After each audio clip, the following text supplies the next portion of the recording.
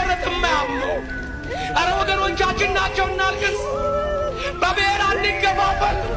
ሰው በመሆናችን ብቻ ሰው በመሆናቸው ብቻ እባካችሁ ለነሱ ሲያፍኑላቸው።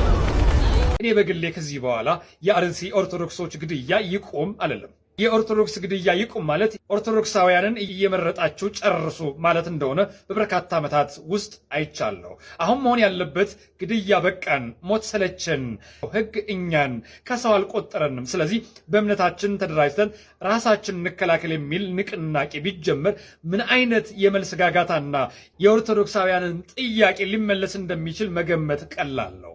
ኦርቶዶክሳውያን ከወሰደን ጥልቅ እንቅልፍ እንንቃ። የአርሲ ኦርቶዶክሶች የእያንዳንዱን የኦርቶዶክስ አማኝ ሞት ነው የሚሞቱት። የእኛን ሞት ለሚሞት ቢያንስ እንዴት ድምፅ አንሆናቸው? ዛሬ ሰላም ካደሩ ነገ ይቀጥላል። ነገ ካልቀጠለ ከነገ ወዲያ መቆሚያ የሚባል ነገር የለው። ለዚህ ማስረጃው ዓመታት ያስቆጠረው የጭፍጨፋ ሂደት ያረጋግጥልናል። ሀገር ጠባቂ የምንኮራበት መከላከያ ዜጎች በእምነታቸው ለዓመታት ሲጨፈጨፉ ማንን ነው የሚከላከለው? ማንን ነው የሚጠብቀው? ከአካባቢ ፖሊስና ምንሻ ኃይል ቁጥጥር ውጭ ከሆነ የሀገር ዘብ መከላከያ እንዴት ለአርሲ ኦርቶዶክሶች መድረስ አቃተው?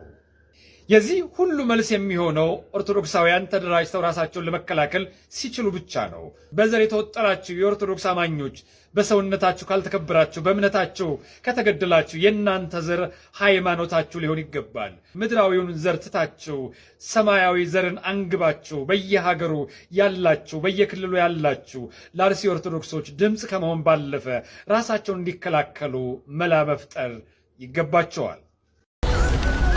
እኮ ከመንፈሳዊ አባትም እኮ አጣ ስለነሱ የሚጮህላቸው። ለምን የሚደርስበትን መገፋት እየፈራ የሚደርስበትን እስራት እየፈራ ሰማይ ሁሉ ጸጥ አለ። ኧረ ጸጥ አለ።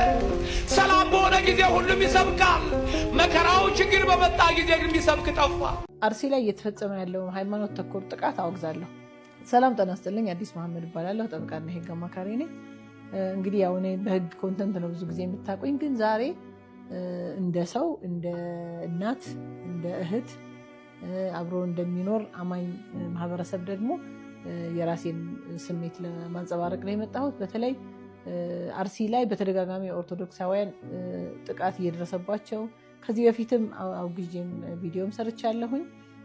ግን ሁልጊዜ እንዲህ አይነት ነገሮች በቃ በሆነ ኢንተርቫል በ2 ወር በ3 ወር እንዲህ እየቀጠሉ ነው ያሉት እና እንደዚህ አይነት ልምምዶች በጣም አደገኛ ናቸው። እኔ ይሄንን ኦርቶዶክስ ስለሆነ ሙስሊም ስለሆነ ፕሮቴስታንት ስለሆነ ምናምን የሚባል ነገር አይደለም። በቃ የተገደለው ሰው ከሆነ ሰው ነው። መለኪያችን ሰው መሆን አለመሆን ነው መሆን ያለበት እንጂ እምነቱ መለኪያችን ሊሆን አይገባም። እንዲህ አይነት ነገሮች ደግሞ ተደጋግመው እየተፈጸሙ ሲሄዱ ይህንን መንግስት አሁን እንደዚህ አይነት ጥቃቶችን ተከታትሎ ማውገዝ ብቻ አይደለም፣ ይህንን ጥፋት የፈጸሙትን ሰዎች ተገቢውን እርምጃ ወስዶ ለአማኙ ማህበረሰብ ማስቀመጥ ይመቻል አለበት። ስለዚህ እንዲህ አይነት ነገሮች፣ እንዲህ አይነት ትንንሽ ልምምዶች ሌላ ከፍ ወዳለ ወደማንፈልገው ትክክል ወዳልሆኑ ቀውሶች ይዳርጉናልና በጣም ማናችንም ቢሆን ይሄ ሰዋዊ የሆነ እንኳን የሃይማኖት አባት ሲሆን ይቅርና የሃይማኖት አባት የሆነ ሲቪሊያን ቢሆን ማንም ሰው ያለአግባብ ሊገደል ያለአግባብ የእምነት ቦታው ሊቃጠልበት ምናምን አይገባም። እኛ የሞጣ መስጂዶች ሲቃጠሉ እንዴት ነው የሆነው? ሙስሊሞቹ ማለት ነው። ስለዚህ ይሄ ማንም ቢሆን ያን ጊዜም ቢሆን በጣም በርካታ ኦርቶዶክሳውያን ከጎናችን ነበሩ፣ ሁሉም ሰው ማለት ነው። እንዲህ አይነት ነገሮችን የምናወግዛቸው ለእያንዳንዳችን ሰዋዊ ስለሆኑና ማውገዝ ስላለብና ትክክል ይሄ እምነት የሚፈልግ ጉዳይ አይደለም፣ ሰው የመሆን ጉዳይ ስለሆነ እኔ ተገቢው ትኩረት ተሰጥቶት ሊታረም ይገባል። በዚህ ጉዳይ ደግሞ ጉዳት የደረሰባቸው ቤተሰቦችን መጽናናት እመኛለሁኝ። አዲስ መሐመድ ነኝ። አመሰግናለሁ። የአርሲ ኦርቶዶክሳውያን ጨፍጫፊዎችና አራጆች እንዲሁም ደጋፊዎቻቸው ለሚያመልኩት ደም እየገበሩለት ስለሆነ ዛሬም እንዲህ ይላሉ። በአርሲ ዞን ውስጥ ኦርቶዶክሳውያን ተገደሉ። አዎ እሰይ እንኳን ተገደሉ። በአርሲ ዞን ውስጥ ቤተክርስቲያን ተቃጠለ። እሰይ እንኳን ተቃጠለ። ሲያንስባችሁ ነው። ሰላምታ ረሰውም። ሰላሙ አለይኩም ወራህመቱላሂ ወበረካቱ። ወግረው አርደው ያረኩት በሞታችንም ጭራሽ እየተደሳሰቱ ነው። ገዳይ እንዲህ ሲፎክር አትግደሉን የማለት ይሄ ሁማን ራይት አለን።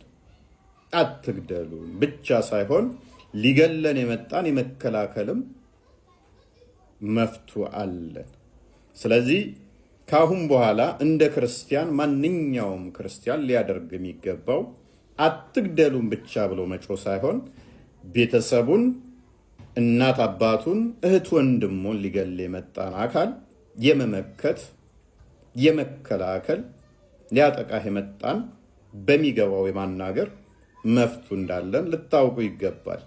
ይሄ ሰብአዊነታችን ያንን እንድናደርግ የሚያስገድደንም ስለሆነ እነሱ እኛን ገለው ለምንድን ነው የሚፈልጉት ካል ይሄ ነው መልሱ። በሆትነስ ተነስቶ መጮህ በጣም አንድ ማሳሰቢያ የምናገረው ቤተክርስቲያን መቃጠል የለበትም።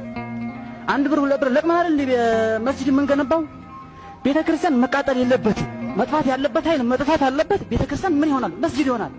ለምን ይቃጠላል? ስለዚህ ሰዎች አሁን ይሄ ወራቤ ላይ የተነሳው ይሄ የማይሆን ነገር ነው። እንደዚህ ቤተክርስቲያን መቃጠል የለበትም። ድሉ ከኛ ነው፣ እናሸንፋለን። ቤተክርስቲያን ገብርኤል መስጂድ ይሆናል ኢንሻአላህ። ስለዚህ በዚህ ደረጃ ነው አሁን ወጣቶች ነን ሰከን ብለን ወደ ጦርነት ነው መግባት ያለብን። አላሁ አክበር። እንግዲህ እንደሰማችሁት መስጊድ ሙሉ ህዝብ ሰብስበው መሞት ያለበት ይገደልና ቤተክርስቲያኑን ገብርኤል ቤተክርስቲያን መስጊድ ይሆናል ሲል ሰምታችኋል። ታዲያ ትናንት ወዲያም እንዲሁ ነው የሆነው። አንደኛውን ቤተክርስቲያን አቃጠሉ፣ አንደኛውን ቤተክርስቲያን ዘረፉ፣ ምእመኑን ገደሉ፣ ምእመኑን እምሽክ አደረጉ። ከ300 በላይ ምእመን የት እንደገባ እንዲጠፋ እንዲፈናቀል ተደረገ።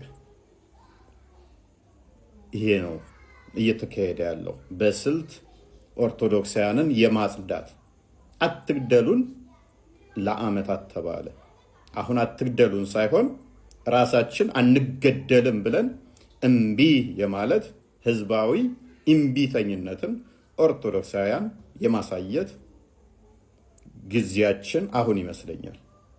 እንዲህ ነው ደግሞ እያደረጉ ከአርሲ ኦርቶዶክሳውያንን ለዓመታት ካጸዱት በኋላ መሬቱን እንዲየተካፈለ የአርሲ ዞን የአሰላ ከተማ እንዲሁም የጥዮ ወረዳ የሙስሊሙን ህብረተሰብ ችግር ግምት ውስጥ በማስገባት ይህንን ሰፊ ሜዳ እምብርት ዋናው መንገድ ላይ የሙስሊሙ ተአምር ነው። 100 ካሬ ሜትር ማለት በጣም ሰፊ ነው። የአርሲ ዞን ሙስሊሞች ሰፊ ቢሆኑም ሙሉ ለሙሉ ይመጥናል ብለን አንልም። ይሄ ያልተገኘ ያልነበረ እድል ነውና እጃችን እንግዲህ እንደተመለከታችሁት ነው። እቅዳቸውን በፍጹም ሳይዘነጉ ያሳኳት እንዳለ ከዚህ እንረዳለን። ኦርቶዶክሳውያንን ከአርሲ የማጥዳትና ቦታዎችን የመያዝ መቼም ሰዎች በየትኛውም ዓለም ላይ መፍታቸውን ያስከበሩት በማለቃቀስ ሳይሆን ክንደ ብርቱ በመሆን ህብረታቸውን በማጠናከር ለዓላማቸው ጠንክረው በመስራት ነው። ስለዚህ አንድም ሞንክ ሁለትም ሞንክ ሶስትም ሞንክ መፍትሄን ለማስከበር ጠንክረህ ልሰሩ ይገባል። እምቢ ማለት እስካልጀመራችሁ ድረስ በማንኛውም ሁኔታ በየትኛውም ሁኔታ እንደ አህያ ሊጭናችሁ ለሚፈልግ አካል እምቢ ማለትን እስካልለመዳችሁ ድረስ ሚዲያው ላይ በመጮህ ብቻ መፍትሄ የሚመጣ አይደለም።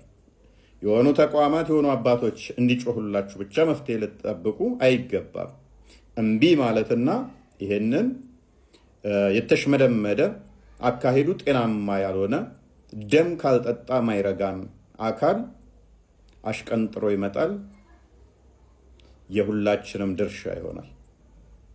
ዛሬ ሚዲያው ያጠለቀው ቪዲዮ ኮሜንት ላይ አርሲ ትጣራለች ብቻ በሉ። ይህ ዲሞክራሲ ባላት ሀገር በኢትዮጵያ ምድር ነው። አምላኩን ለማመስገንና የአምልኮ ስርዓቱን እንዲፈጽም የገነባውን ቤተክርስቲያን በጨካኞች እንዲህ በኢትዮጵያ ምድር ሲሳደድ እነዚህ ለንጹሃን ደሞች ማነው ተጠያቂ? ሁሉም ለቀሩት በሕይወት ላሉት እንድረስላቸው። መቼ ነው ግን መቼ ነው የነዚህ የንጹሃን አባቶች ሞት የሚቆመው? እኔ ናፈቀኝ፣ ቀኑ በጣም ናፈቀኝ። የሚቆምበት ቀን የንጹሃኖች ሞት ይቁም። ሰልችቶናል። ሞት ሰልችቶናል። ይሄ ነገር ፖለቲካ ነው አይደለም ብዬ ከራሴ ጋር ታግዬ ነው መቀርጸው። ፋሚሊ እግዚአብሔርን ጋይስ በጣም ይሰለቻል። ሞት የንጹሃን ሞት ይቁም። የኦርቶዶክሶች ሞት ይቁም። እኔ እቃወማለሁ፣ ዝም አይደለም በዚህ ጉዳይ። እስከ መቼ ነው ይሄ የሚቀጥለው? እስከ መቼ ወይስ ሌላ ሰው እስኪገደል አሁን መጠበቅ አለብን? እነዚህ ሰዎች እርምጃ እስካልተሰጣቸው ድረስ ነገ መቀጠላቸው አይቀርም። የንጹሃን ደም ይብቃ፣ ይቁም። እባካችሁ ድምፅ መሆን የምትችሉም ድምፅ ሁኑ። ሰለቸን።